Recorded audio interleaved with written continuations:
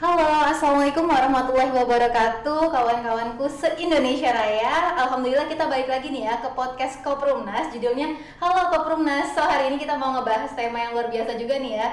Kita akan mengundang ya, ini manajer HRD Koprumnas gitu. Dan temanya kali ini kita akan membahas 1001 menghadapi 1001 karyawan di Koprumnas gitu ya. Jadi kita akan ulik gimana nih kisah-kisah tentang karyawannya di Koprumnas ya. Kita akan undang pemateri kita atau yang akan memberikan kita motivasi ya, nanti ini pasti wajib banget untuk ditonton karyawan-karyawan Koprumnas Indonesia Raya ya pastinya. Ya, ini dia Pak Didi ya. Pak Didi ini merupakan manajer dari HRD di Koprumnas. Latar belakang beliau ini sudah banyak banget ya pemirsa ya, luar biasa, sudah bekerja di mana-mana di perusahaan Jepang, Amerika, Cina gitu, dan juga sudah terbiasa menjadi HRD di perusahaan-perusahaan tersebut. Nah, insya Allah ya kita langsung saja nih sambut pembicara kita pada hari ini. Assalamualaikum warahmatullahi wabarakatuh, Pak Didi. Waalaikumsalam warahmatullahi wabarakatuh. Iya, alhamdulillah sehat Pak.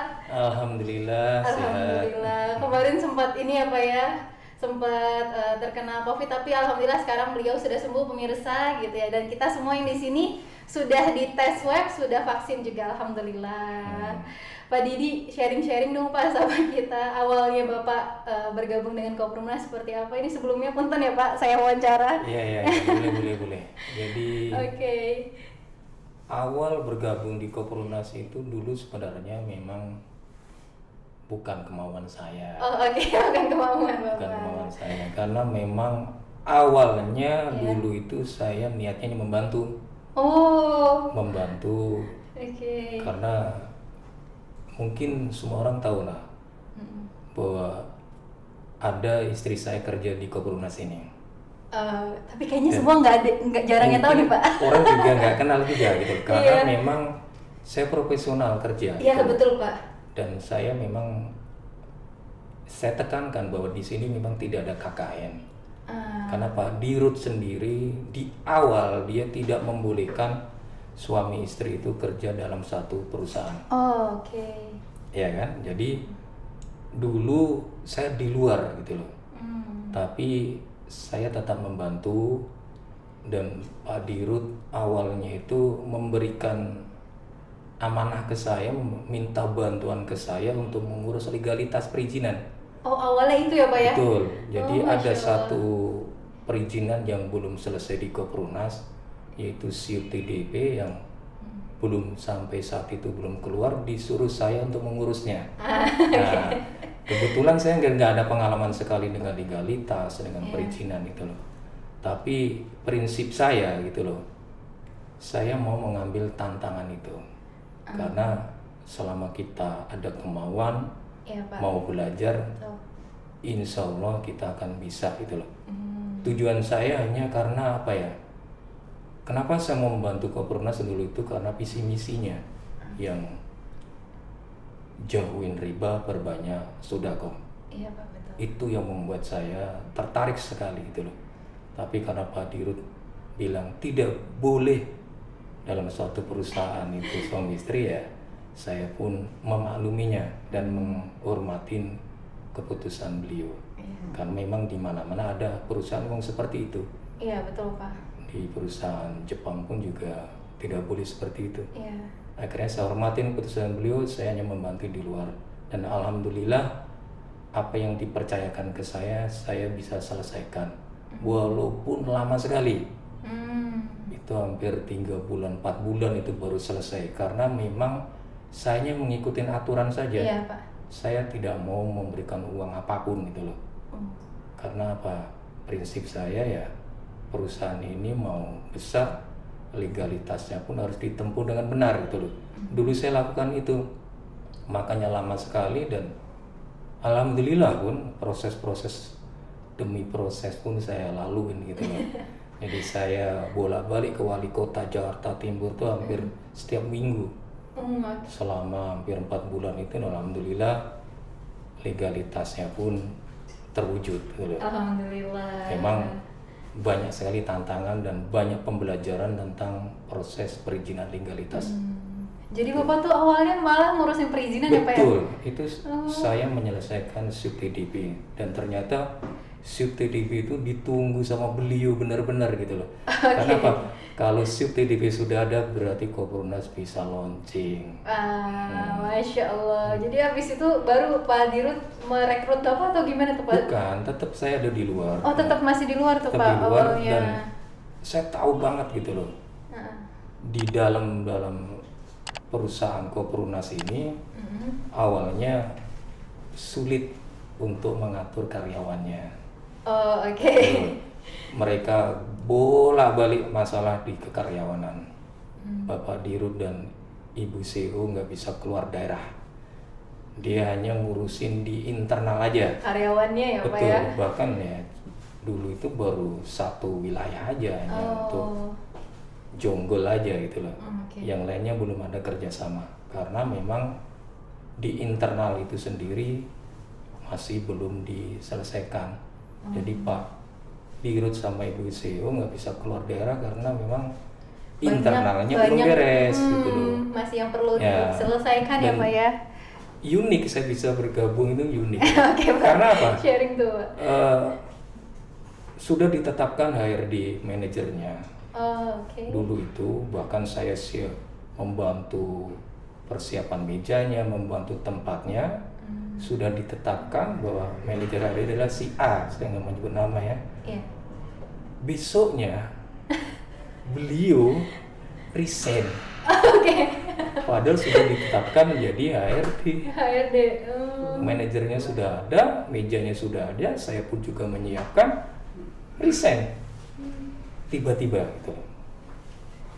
Akhirnya Pak Dirut memutuskan gitu loh. Ini beliau sampai menarik apa yang sudah diucapkan. Dia minta kesediaan saya untuk membantu menyelesaikan masalah kekaryawanan yang ada di Koprunas ini. Awalnya gitu ya Pak ya? Betul. Unik juga ya? Unik sekali saya bergabung itu makanya kalau orang bilang KKN itu nggak ada KKN sama sekali gitu. Karena memang saya awalnya memang tidak ada dalam jajaran staf maupun organisasi Koprunas ini gitu. Saya ada di luar, stay di luar itu loh. Hanya beberapa kali membantu ya Pak ya? Membantu, tapi beliau melihat kayaknya yang Intan yang sebenar-benarnya Intan adalah dia menyebut saya lagi gitu. Akhirnya dia memutuskan untuk Pak Didi tolong dengan sangat bantu saya untuk selesaikan masalah kekaryawan, ketenaga kerjaan yang ada di Koprunas ini. Akhirnya ya saya hanya positive thinking aja. Segala sesuatu apapun itu yang baru, saya intinya mau mengambil tanggung jawab itu. Itulah. Jadi kalau kita berani mengambil tanggung jawab, itu adalah salah satu kunci sukses kita. Masya Allah. Jadi jangan khawatir ya Pak ya. Betul. Orang-orang biasanya ada perubahan, ada apapun itu, negative thinking yang diutamakan, itu salah. Jadi apapun perubahannya itu, perubahan itu adalah kekal adanya gitu loh. Iya betul Pak. Jadi rubah mindset pola pikir kita, selalu berpikir positif. Jadi apapun yang diberikan jangan ketakutan dulu, tapi ambil tanggung jawab itu dulu. Iya. Dan itu yang biasa terjadi di Koprunas ya Pak ya. Betul. Aduh Masya Allah. Ada nggak sih Pak kisah-kisah kayak kalau dulu kan mungkin kita masih sedikit ya Pak ya karyawannya. Kalau sekarang kan alhamdulillah sudah banyak. Ya, gitu jadi ya. Waktu saya mengambil karyawan itu, jadi uniknya di sini itu masih belum ada standarisasi yang jelas gitu loh. Karena memang saya tahu di awal itu yang diutamakan adalah marketing. Gitu loh. Karena tanpa marketing perusahaan jalan ya, kita ini nggak akan jalan. Jadi saya pun menyesuaikan bahwa dulu itu seorang marketing harus menjadi seorang admin, harus menjadi seorang akunting. Gitu. Jadi harus serba bisa semuanya.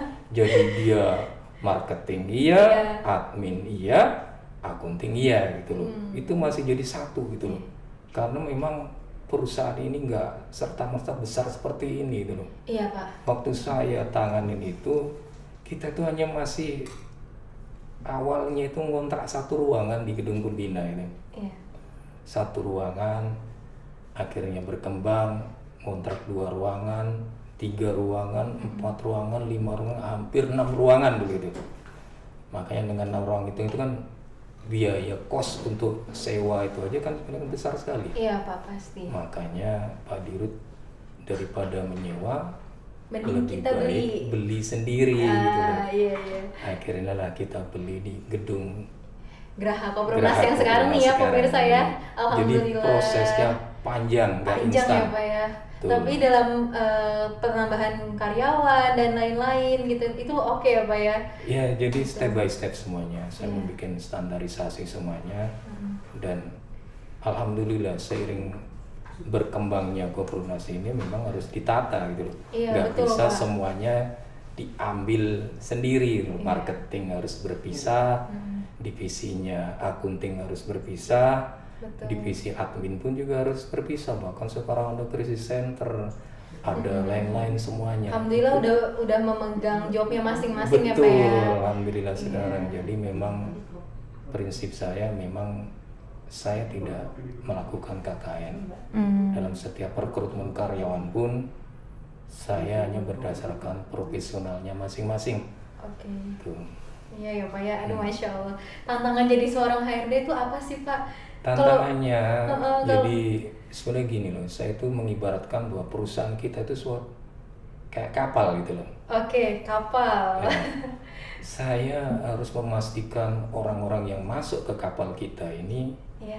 orang-orang yang satu visi satu misi dengan kami.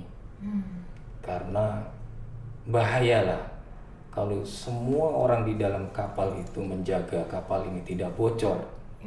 Ada satu orang yang malah justru membocorkan kapal ini. Saya yakinlah kapal ini akan tenggelam gitu loh.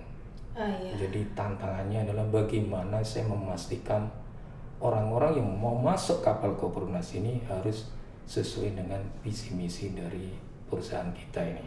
Aduh, Masya Allah ya pemirsa ya. Jadi emang berarti udah teruji ya Pak, insya Allah yang masuk ke sini ya. Iya. Sambil berjalannya waktu, insya Allah akan terseleksi ya Pak ya. Yang Betul. betul-betul harus berada di Koperumnas.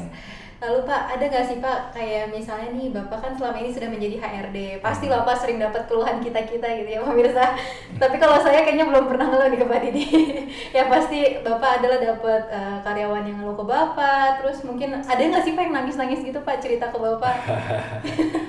Jadi inilah suka dukanya dari HRD. Gitu. HRD. Jadi HRD itu kan menampung semua Aspirasi gitu aspirasi Pak. dari karyawan. Karyawan.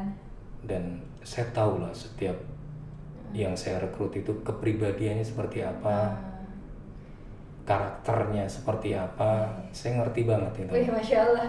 Saya jadi ini nih pemirsa deg-degan ini ya. Iya. Jadi karena apa ya, dalam merekrut suatu karyawan itu selalu saya hanya menekankan visi misi dari perusahaan kita ini sendiri. Yang saya tekankan, yang saya utamakan gitu loh. Iya Pak. Karena apa? Itu tadi, karena menjaga kapal itu kan nggak mudah gitu. Betul Pak, betul sekali. Jadi orang-orang yang mau masuk kapal Koperumnas ini harus satu misi, satu visi dengan nakodanya lah. Iya. Nakoda kita kan Bapak Dirut itu loh. Betul. Dia sudah sampaikan jauhin riba, perbanyak sedekah. Sedekah. Jadi betul-betul perusahaan ini hanya sesuai alat untuk mencapai tujuan yang mulia itu. Jadi tujuan yang mulia itu adalah landasan kita untuk menjadi besar gitu loh. Iya Pak, betul. Karena kalau landasannya aja nggak bagus itu loh, kita nggak akan bisa besar seperti ini. Iya. Karena saya yakin asal kita selalu komit menjaga, Komit menjaga ya Pak ya. ya, bahwa visi misi itu harus selalu dikedepankan.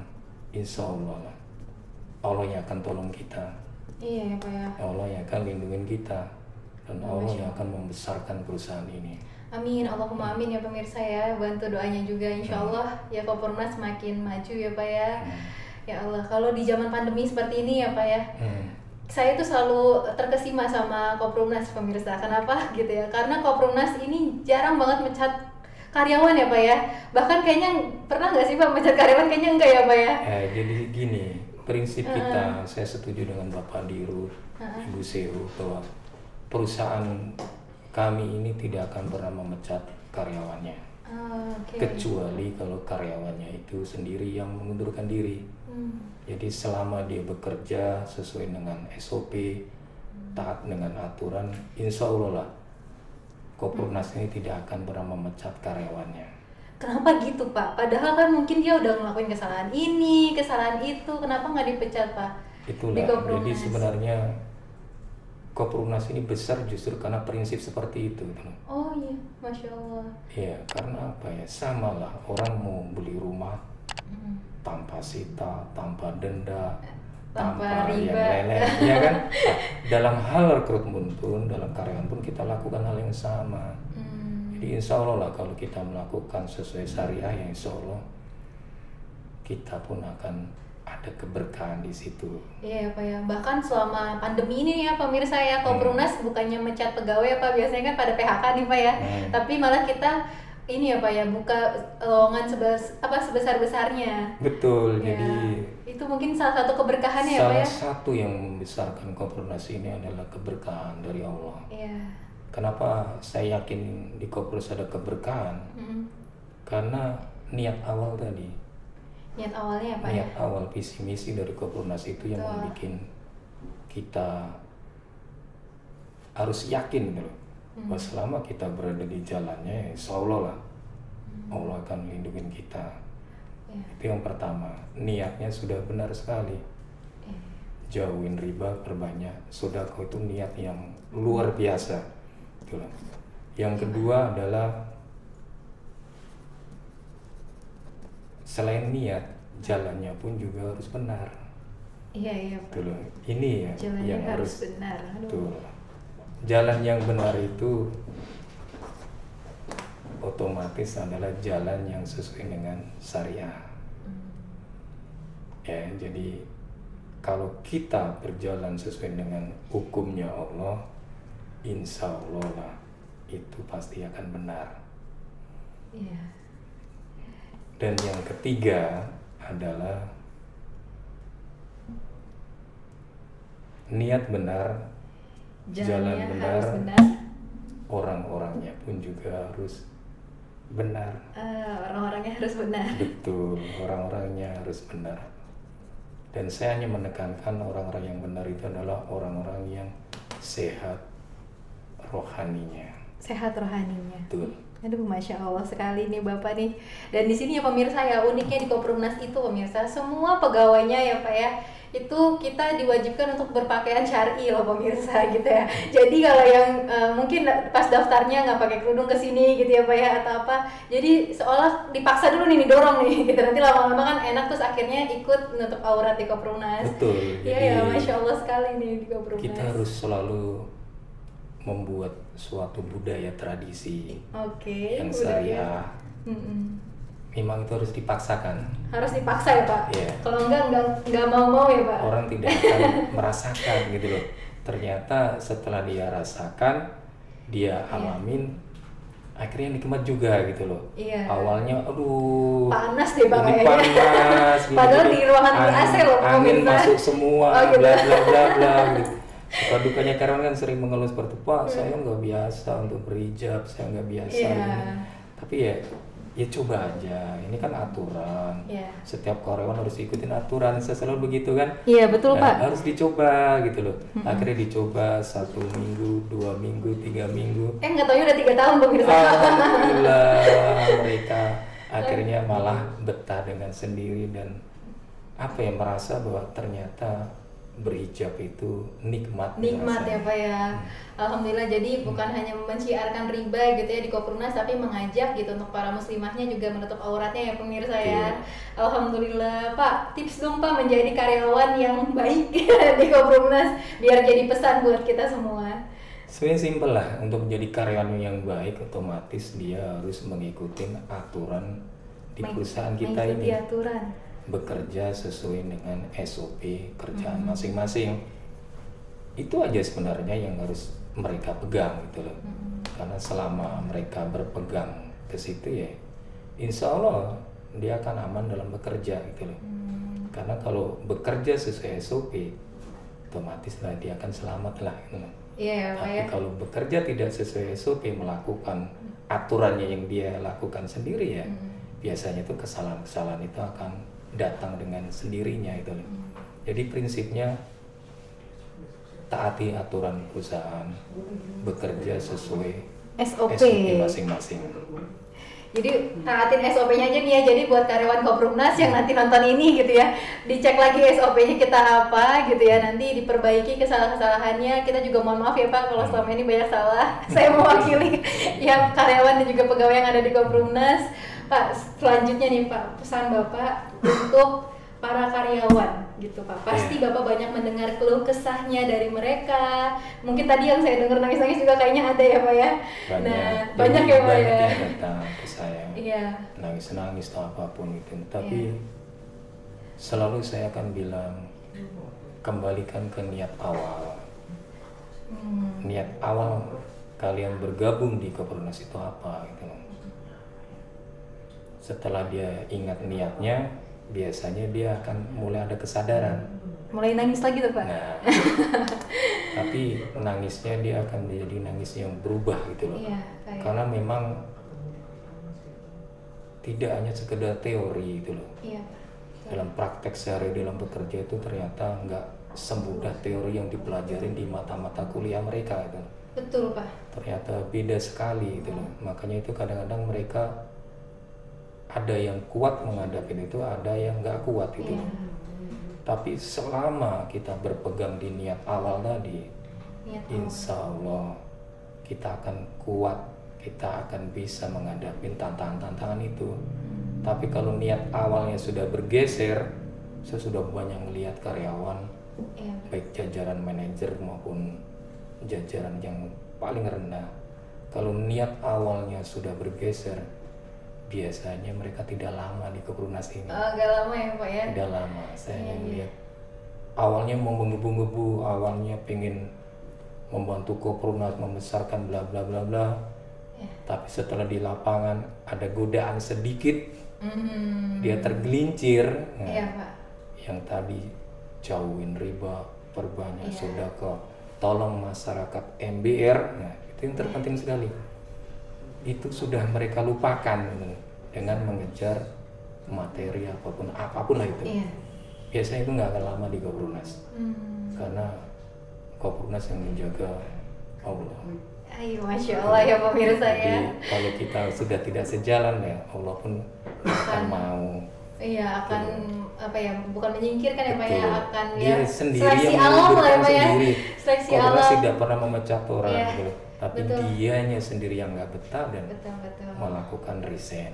Ya Allah. Terus juga ya Pak ya, di Koprumnas itu sebenarnya kalau kita bicara tentang gaji dan lain-lain, sebenarnya juga ya samanya dengan perusahaan lainnya gitu pemirsa.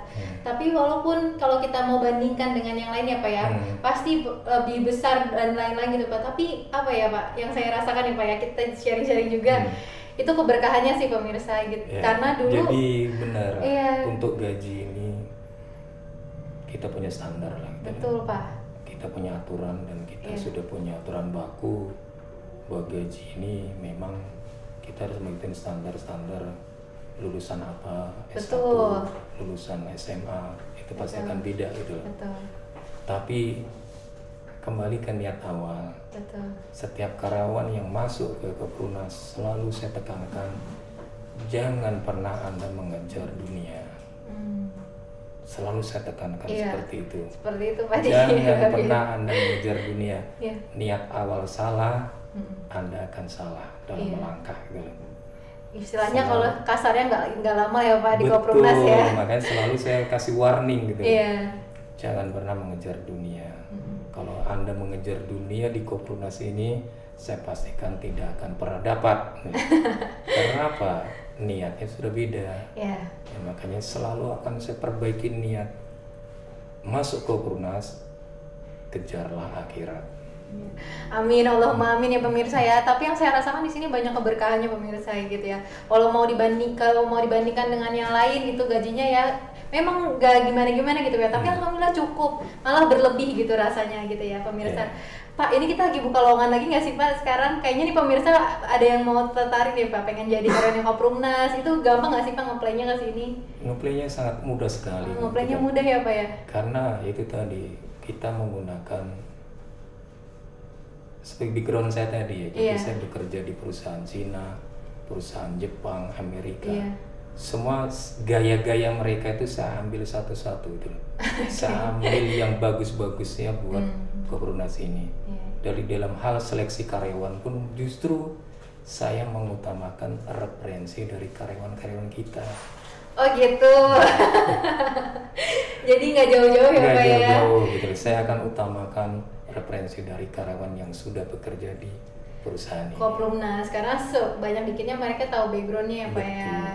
Aduh, Masya Allah nih ya pemirsa ya, nanti kalau misalnya kita ada lowongan lagi atau buka lowongan gitu ya, insya Allah kita akan share ya Pak ya. Betul. Nanti kita akan share di web kita, boleh kunjungi ya nanti di www.koprumnas.com ya. Nanti kita akan share, kalau yang mau bergabung monggo silakan. Tadi kita sudah bicara tentang tips dan lain-lain, dan untuk para karyawan Koprumnas Indonesia Raya ya nonton ini gitu, Pak Didi menyampaikan kita harus perbanyak lagi mengingat niat kita bergabung di Koprumnas itu seperti apa ya Pak ya. Terus selanjutnya juga kita harus menempuh jalannya yang benar juga agar bertahan lama di Koprumnas. Lalu selanjutnya juga orang-orangnya itu harus sehat jasmani dan rohaninya ya Pak ya. Insya Allah Koprumnas selalu support ya Pak ya. Kita juga ada kajian, nah insya Allah akan dirutinkan kembali setelah PPKM ini berakhir ya Pak ya. Amin Allahumma amin. Syukron banget nih Pak Didi. Alhamdulillah kita sharing-sharing. Bapak ada yang ingin disampaikan lagi Pak kepada para pemirsa atau kepada para karyawan Pak? Oke, jadi ada 3 hal gitu lah yang membuat kita ini akan bisa bertahan, akan bisa menghadapi tantangan apapun. Jadi selalu saya menekankan bahwa pertama kita harus selalu berpikir yang positif. Berpikir positif. Itu penting sekali. Iya Pak, jadi, pasti itu berpikir jangan positif. pernah kita berpikir negatif. Karena apa? Pada hakikatnya pikiran kita itu adalah doa kita. Jangan pernahlah kita berdoa yang negatif. Iya betul. Berdoalah hal-hal yang positif. Jadi berpikirlah hal-hal yang positif saja. Jangan pernah berpikir hal-hal yang negatif. Ini kunci. Yang kedua adalah harus selalu berbicara hal-hal yang positif. Jadi setelah berpikir positif, ucapan tindakan kita pun harus selaras. Jadi harus positif pula. Iya. Setelah itu baru keyakinan kita ini harus betul-betul hakul yakin. Hakul yakin ini yang tingkatan yang keyakinan yang paling tinggi. Yakin karena Allah. Kalau udah yakin karena Allah itu udah positif sekali. Jadi kalau 3 hal itu selalu kita pegang, insya Allah lah, perubahan apapun yang menimpa diri kita ini, kita selalu akan hasilnya positif pula.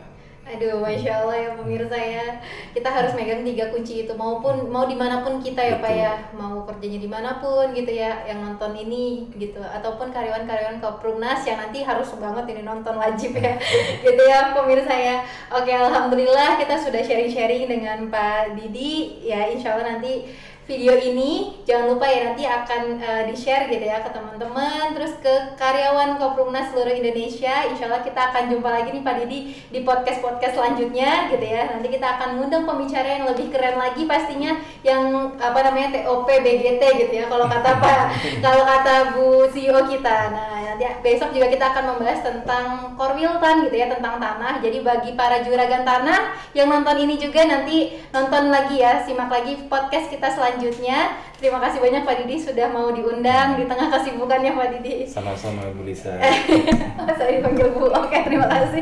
Oke, kita jumpa lagi di podcast selanjutnya ya pemirsa ya. Terima kasih sudah menonton. Jangan lupa untuk di-like dulu videonya dan juga jangan lupa untuk di-subscribe ya pemirsa ya. Oke, kita jumpa lagi di podcast selanjutnya. Assalamualaikum warahmatullahi wabarakatuh.